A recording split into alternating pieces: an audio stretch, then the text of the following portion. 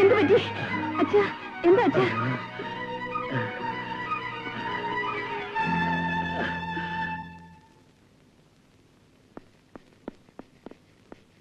സുധി,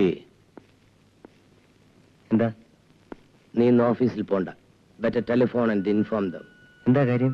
പറയാം. പോകാൻ ചേട്ടാ. നീ ഇന്ന് പോകണ്ട. എന്താ അച്ഛാ? കാര്യമുണ്ട്, പറയാം. അയ്യോ അച്ഛാ. എന്താ? എന്റെ റിസൾട്ട് അറിയുന്ന ദിവസമല്ലേ, പോയിട്ട് ഉടനെ വരാം. എന്നാ ഡ്രൈവറെ വിളിച്ച് കാർ എടുത്തിട്ട് പോ.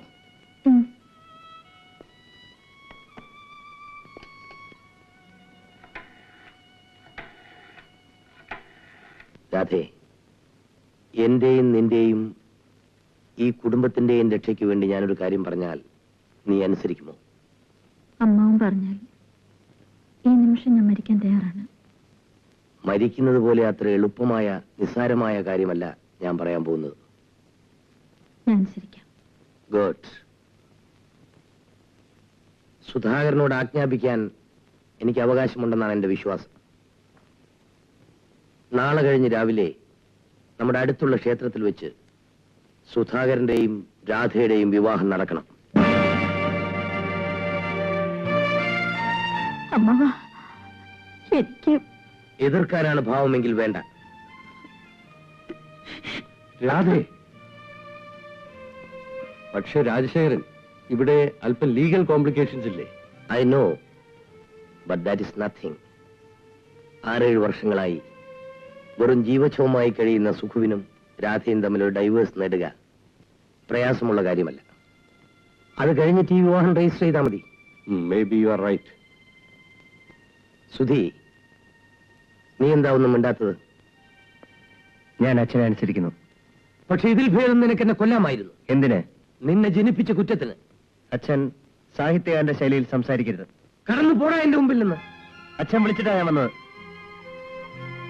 Sudhi, he's all tensed. Please leave him. അതല്ലെങ്കിൽ സത്യം കേൾക്കാൻ അച്ഛന് മനസ്സില്ല, ധൈര്യമില്ല. എന്ത് സത്യമാണടാ നിനക്ക് ഘോഷിക്കാനുള്ളത്? സ്വന്തം ചേട്ടന്റെ ഭാര്യ, അമ്മയെപ്പോലെ ബഹുമാനിക്കേണ്ട ആ പാവം പെണ്ണുമായി അവിഹിത വീഴ്ച നടത്തിയിട്ട് അവൻ സത്യത്തിന്റെ പ്രവാചകനാകാൻ തുടങ്ങുന്നു. My foot. അച്ഛന്റെ ആ പാവം പെണ്ണ് ഈ വീട്ടിൽ വേലക്കാരിയായി, ശമ്പളം പോലും ഇല്ലാത്ത വേലക്കാരിയായി കഴിയാൻ തുടങ്ങിയിട്ട് 5-6 വർഷങ്ങളായില്ലേ? So what? നിങ്ങളെല്ലാം ആ പാവം പെണ്ണോട് കടുത്ത ക്രൂരത കാണിച്ചപ്പോൾ ഞാൻ ഇപ്പൊ കരുണ കാണിച്ചു പോയി. മനുഷ്യത്വത്തിന്റെ പേരിൽ വേലക്കാരിൽ നിന്ന് ഉയർത്തി ഞാൻ അവളെ വീട്ടുകാരിയേക്കാൻ ശ്രമിച്ചു. ഇതല്ലേ ഞാൻ ചെയ്ത കുറ്റം? അതിനവളെ പിഴപ്പിച്ചിട്ട് വേണമായിരുന്നു. വേണമായിരുന്നു. But why? അവരുടെ അസുഖം മാറ്റാൻ, മരവിച്ചുപോയി അവരുടെ മനസ്സ് മാറ്റിയെടുക്കാൻ മറ്റു മാർഗങ്ങളൊന്നുമില്ലെന്ന് എനിക്ക് ബോധ്യമായി. Stop your bloody nonsense. You are trying to teach me. അച്ഛന്റെ ഔന്നത്യം മറ്റാരേക്കാളും അധികം മനസ്സിലാക്കിയിട്ടുള്ളവനാണ് ഞാൻ. ഇന്ന് എന്നെ സഹായിക്കുന്ന അച്ഛൻ നാളെ ശാന്തനാവുമ്പോൾ എന്നെ അനുമോദിക്കും എന്നെനിക്ക് ഉറപ്പാണ്. I bet.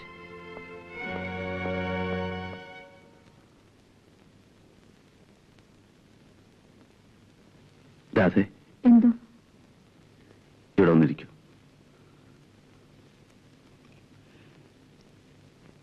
എന്നെ ഹോസ്പിറ്റലിൽ നിന്നും ഇവിടെ കൊണ്ടുവന്ന് കിടത്തിയ ദിവസം നിനക്ക് ഓർമ്മയുണ്ടോ? ഉണ്ട്. എന്താണ്? അന്ന് എല്ലാവരും എന്നെ നോക്കി കരഞ്ഞപ്പോ നീ മാത്രം ചിരിക്കാൻ ശ്രമിച്ചു. മറ്റെല്ലാവരെക്കാളും നിന്റെ മനസ്സ് കരയുകയായിരുന്നു എന്ന് എനിക്കറിയാം. എന്നിട്ടും നീ ചിരിക്കാൻ ശ്രമിച്ചു. ഇപ്പോ കുറേ ദിവസങ്ങളായി നിന്റെ കണ്ണുനീര് ഞാൻ കാണുന്നു. കാണാനല്ലാതെ കൈ ഉയർത്തി നിന്റെ കണ്ണുനീര് തുടയ്ക്കുവാൻ പോലും എനിക്ക് കഴിയില്ലല്ലോ. മനസ്സുണ്ടെങ്കിലും നിന്റെ ദുഃഖം പങ്കിടാൻ എന്നെ അനുവദിക്കും. പറയുമോളെ, എന്തു പറ്റി നിനക്ക്? എന്റെ പൊന്നിനോട് ഞാൻ എന്താ പറയാ? എങ്ങനെയാ പറയാ?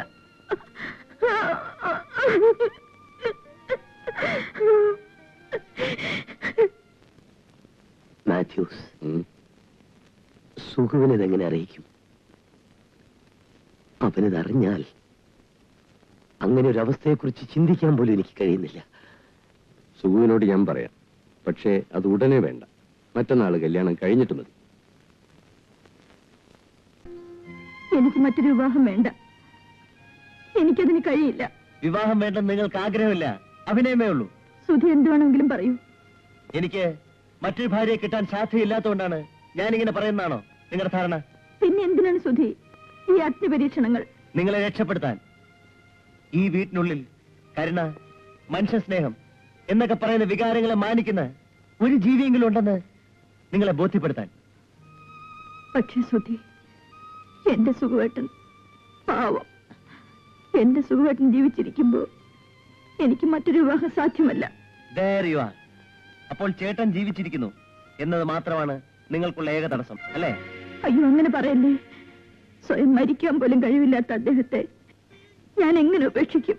സ്വയം മരിക്കാൻ കഴിവില്ലാത്തവനെ കഴിവുള്ള മറ്റാരെങ്കിലും സഹായിക്കണം. സുധി,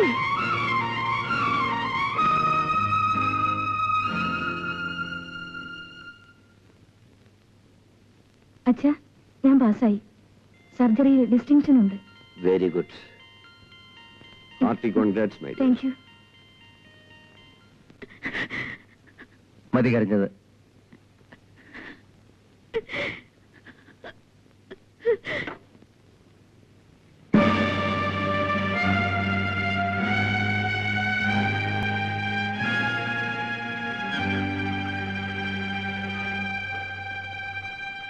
ഞാൻ പാസ്സായി.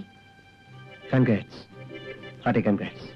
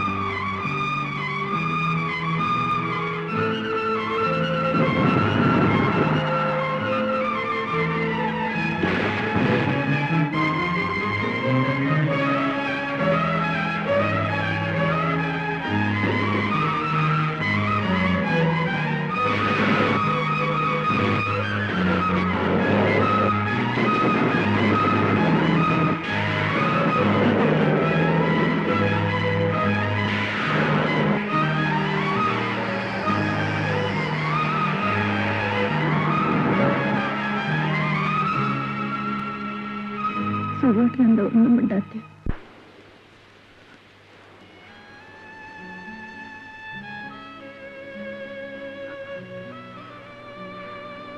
എനിക്കിപ്പോ ഒരു ദുഃഖമേ ഉള്ളൂ. എന്റെ മുഖത്ത് കാല് വലിച്ചു തൊഴിക്കാൻ എന്റെ സുഖവേട്ടന് കഴിയില്ലല്ലോ. പക്ഷെ സുഖവേട്ട, എന്റെ മുഖത്തേക്കൊന്ന് തുപ്പെങ്കിലും ചെയ്യൂ. അങ്ങനെയെങ്കിലും എന്നെ ഒന്ന് ശിക്ഷിക്കൂ.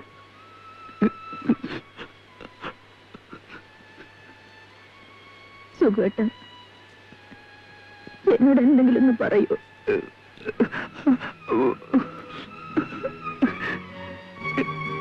സുഖവേട്ട, സുഖവേട്ട,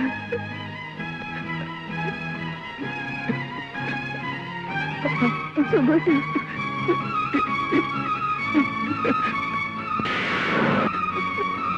സുഖവേട്ട.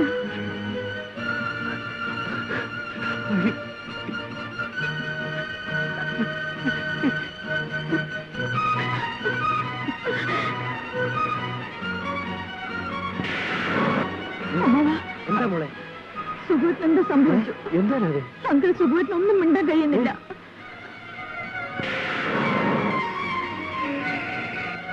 സുബു മോനെ, സുബു, സുബു മോനെ, എന്ത് പറ്റി മോനെ? എന്ത് സുഖേട്ട, എന്ത് പറ്റി? മോനെ, സുബു മോനെ, ഇതാ. ആ ആ ആ ആ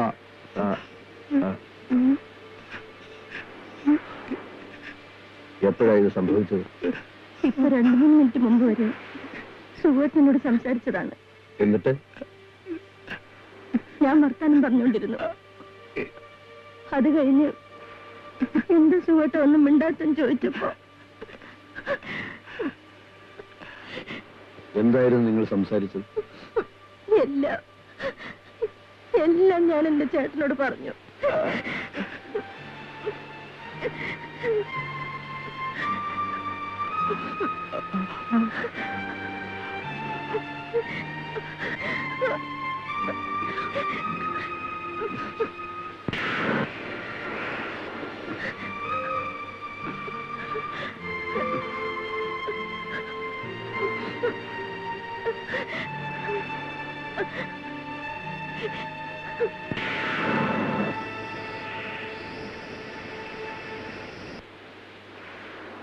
രാധ നടന്ന സംഭവങ്ങളെല്ലാം സുഖുവിനോട് പറഞ്ഞിരിക്കും. അവളുടെ മുഖത്തു നിന്ന് തന്നെ അതെല്ലാം കേട്ടതുകൊണ്ടാവാം സുഖുവിന് താങ്ങാനാവാത്തൊരു ഷോക്ക് ഉണ്ടായിട്ടുണ്ട്. You mean A mental shock? Yes, A terrible mental shock. അപ്പോ എന്റെ മകൻ നീ ഒരിക്കലും ശബ്ദിക്കില്ലേ മാത്യൂസ്?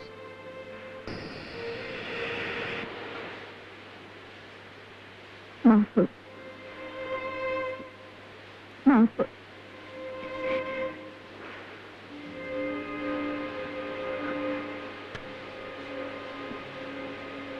സുവേട്ട, പാലും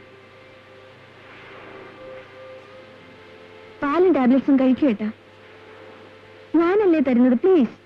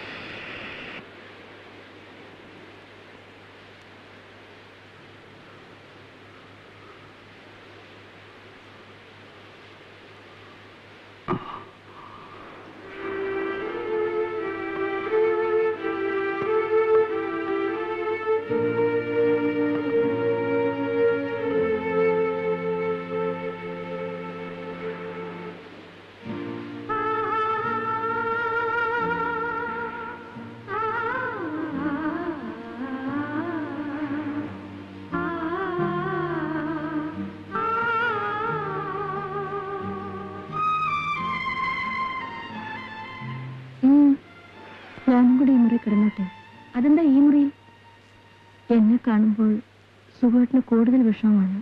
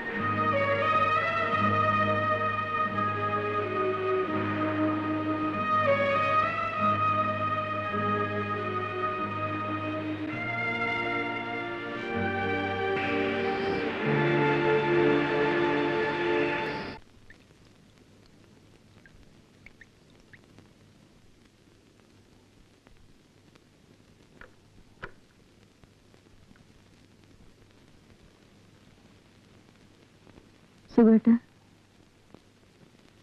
സുഖേട്ടാ, നിങ്ങൾക്ക് പല്ല് തേക്കണ്ടേ? സുഖേട്ടാ, സുഖേട്ടാ, സുഖേട്ടാ, സുഖേട്ടാ.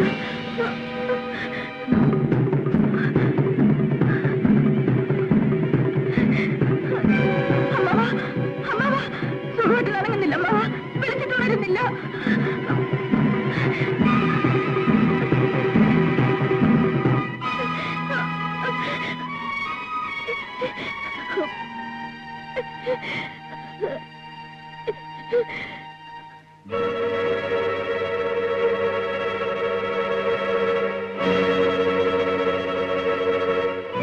സ്വയം മരിക്കാൻ കഴിവില്ലാത്തവനെ കഴിവുള്ള മറ്റാരെങ്കിലും സഹായിക്കണം.